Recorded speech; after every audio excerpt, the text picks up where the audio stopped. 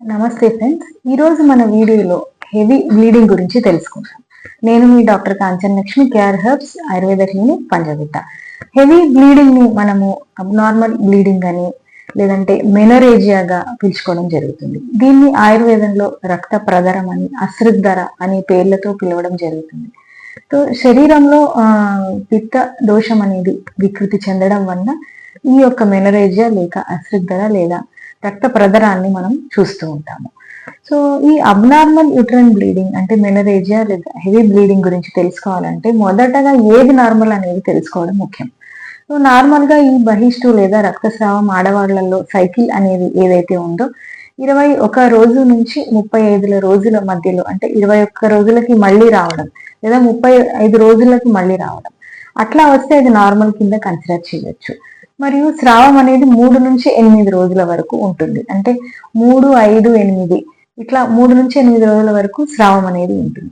కానీ ఎప్పుడైతే ఈ స్రావం అనేది గడ్డలుగా పడుతుందో, ఎక్కువగా రక్తస్రావం అవుతుందో, మరియు 8 రోజుల కంటే ఎక్కువ స్రావం అవడం, 3 రోజుల కంటే తక్కువ స్రావం అవడము, అంతేకాకుండా మొదటి సైకిల్ 21 days కి రావడం, తర్వాత మళ్ళీ 15 days కి అంటే ముందే రావడం, లేదంటే 35 రోజుల తర్వాత రావడం, అంటే 35 రోజులకు వచ్చే సైకిల్ 40 రోజులు, 45, 50 రోజులు అట్లా రావడము. సో అధికంగా ప్యాడ్స్ మార్చుకోవడానికి అవకాశం ఉండడం, అంటే ఎక్కువ ప్యాడ్స్ మార్చుకునే ఉంటే గనక ఖచ్చితంగా ఇది అబ్నార్మల్ బ్లీడింగ్ కింద మనము గుర్తుపట్టాల్సిన అవసరం ఉంది. సో ఏజ్ చూసుకున్నట్టయితే, సో చిన్నపిల్లలు అంటే మెనార్కీ ఏజ్ లో ఎవరైతే ఉంటారో వాళ్ళకు హెచ్పియు యాక్సిస్ అనేది ఎస్టాబ్లిష్ కాదు, అంటే ఆ హార్మోన్ల అసమతుల్యత ఇంకా ఉంటుంది వాళ్ళకి. సో అవి నార్మల్ అయ్యే వరకు, అంటే మెనార్కీ తర్వాత 2 to 3 years వరకు వాళ్ళకి అబ్నార్మాలిటీ ఉంటుంది, అంటే హెచ్చు తగ్గులు అనేవి ఉంటాయి సైకిల్స్ లో. కాబట్టి దాన్ని మనం నార్మల్ కింద గ్రహించవచ్చు. సో ఎప్పుడైతే మెనార్కీ తర్వాత 2 to 3 years తర్వాత కూడా వాళ్ళకి హెవీ బ్లీడింగ్ చూస్తుంటారో అది అబ్నార్మల్ హెవీ బ్లీడింగ్ కింద మనం కన్సిడర్ చేయాలి.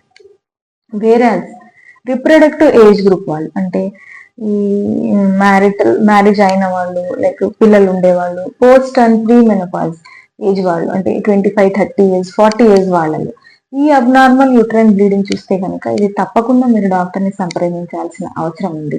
ఎందుకంటే ఈ హెవీ బ్లీడింగ్ వల్ల ఎనిమిక్ కండిషన్స్ అయితే, అంటే రక్తం తగ్గిపోయి దానివల్ల హార్ట్ అటాక్ లాంటివి వచ్చే అవకాశాలు కూడా ఎక్కువగా ఉంటాయి. కాబట్టి వీళ్ళలో ఏది అబ్నార్మలో తెలుసుకొని, కారణం ఏదో తెలుసుకొని చికిత్స వెంటనే తీసుకోవడం అనేది ముఖ్యం.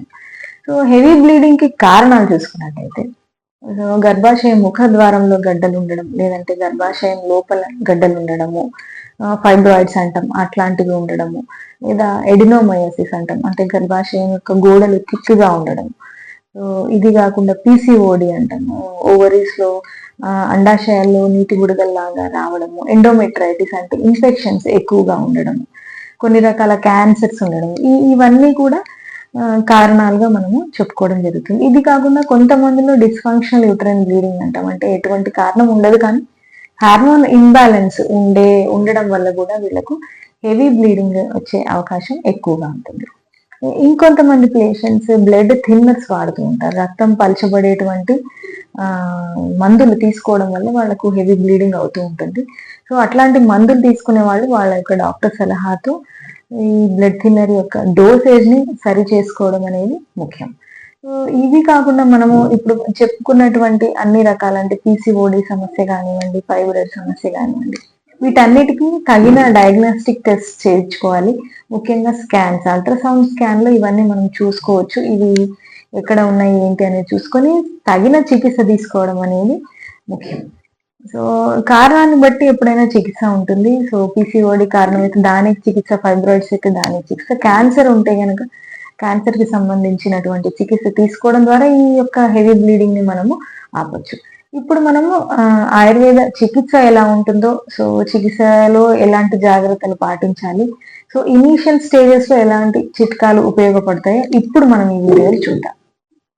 అధిక రక్తస్రావంలో ఆయుర్వేద చికిత్స తీసుకున్నట్టయితే కనుక, సో పిత్తాహర చికిత్స మరియు రక్తాన్ని వృద్ధి చేసేటువంటిది చికిత్స ఆయుర్వేదంలో ముఖ్యంగా చెప్పబడింది. అందులో నాగకేసర, ఉసిర, చందన ఇలాంటి లజ్జాలు, ఇలాంటి కాంబినేషన్స్, ఈ మొక్కల కాంబినేషన్స్ లో కొన్ని ఔషధాల ద్వారా చికిత్స చేయడం అనేది జరుగుతూ ఉంటుంది. ఆహార పదార్థాల్లో ముఖ్యంగా అవాయిడ్ చేయాల్సినటువంటివి స్పైసీ ఫుడ్, మసాలా దినుసులు అవాయిడ్ చేయడము, ఉలువలు, శరీరానికి వేడి చేసేటువంటి ఉలువలు, మినుములు, నువ్వులు వీటిని అవాయిడ్ చేయడము. సో రక్తాన్ని వృద్ధి చెందించే మామూలుగా ఈ బీట్రూట్, క్యారెట్, ఆకుకూరలు, పాలకూర లాంటివి ఎక్కువగా తీసుకోవడం. అండ్ ఆహారంలో జీలకర్ర, ధనియాలు, పసుపు వీటిని చేర్చుకోవడం ద్వారా మనము అధిక రక్తస్రావాన్ని చాలా మటుకు అరికట్టవచ్చు. ఇవి కాకుండా పీరియడ్ రాకముందే కొన్ని యోగాసనాలను ప్రాక్టీస్ చేయడము, లైక్ ధనురాసనం, భుజంగాసనం, ఉష్ట్రాసనము, హలాసనము.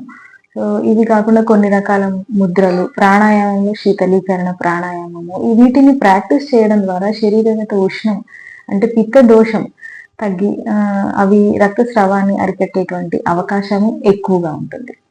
సో ఇవన్నీ కాకుండా హెల్తీ డైట్ తీసుకోవడము, ఆ సమయంలో ఎక్కువగా విశ్రాంతి తీసుకోవడం, ఆడవాళ్ళు అధికంగా పనులు చేయకుండా విశ్రాంతి తీసుకోవడం వల్ల కూడా ఈ యొక్క హెవీ బ్లీడింగ్ ని మనము అరికట్టవచ్చు. సో ఇప్పుడు అధిక రక్తస్రావంలో కొన్ని చిట్కాలను ఇప్పుడు మనం చూద్దాం. ముఖ్యంగా పసుపును కొంచెం నీటిలో కలుపుకొని అంటే ఉండలుగా చేసుకొని పసుపును రోజుకు 2 లేక 3 పూటల ఆ ఉండల్ని తీసుకుంటూ ఉంటే గనక అధిక రక్తస్రావం అరికట్టవచ్చు.